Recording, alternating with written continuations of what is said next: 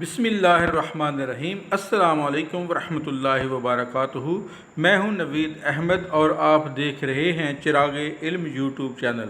آج ہم آفاق اردو گرامر کا سبق مترادف الفاظ پڑھنے جا رہے ہیں۔ مترادف الفاظ ہم جانتے ہیں کہ ایسے الفاظ جو ایک ہی معنی رکھتے ہیں مترادف الفاظ کہلاتے ہیں۔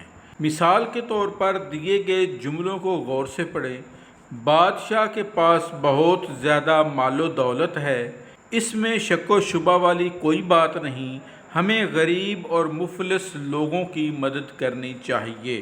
اوپر دیے گئے ہر جملے میں نمایاں الفاظ مال و دولت، شک و شبہ، غریب اور مفلس ایک دوسرے کے مترادف ہیں۔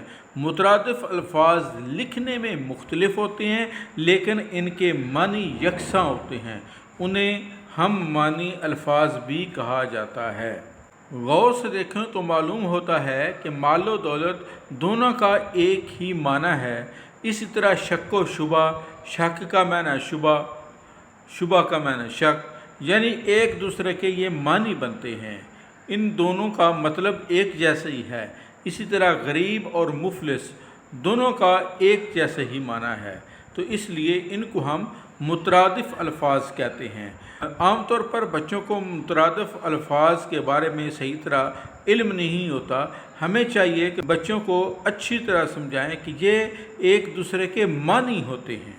مترادف الفاظ کی مزید مثالیں درج ذیل ہیں۔ ان کو پڑھنے کے بعد، ان کو سمجھنے کے بعد ہمیں معلوم ہو جائے گا کہ الفاظ اور مترادف ایک ہی قسم کے الفاظ ہوتے ہیں۔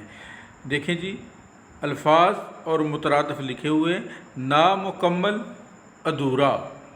اسی طرح سامنے کی طرف پڑھ جاتے ہیں جی، پہاڑ، کوہ، شوہر، خاوند، آرزو، تمنا، حکمت، دانائی، فعل، کام، چابی، کنجی، قلب، دل، سال، برس، قوت، طاقت، داستان، کہانی، قدرت، طاقت۔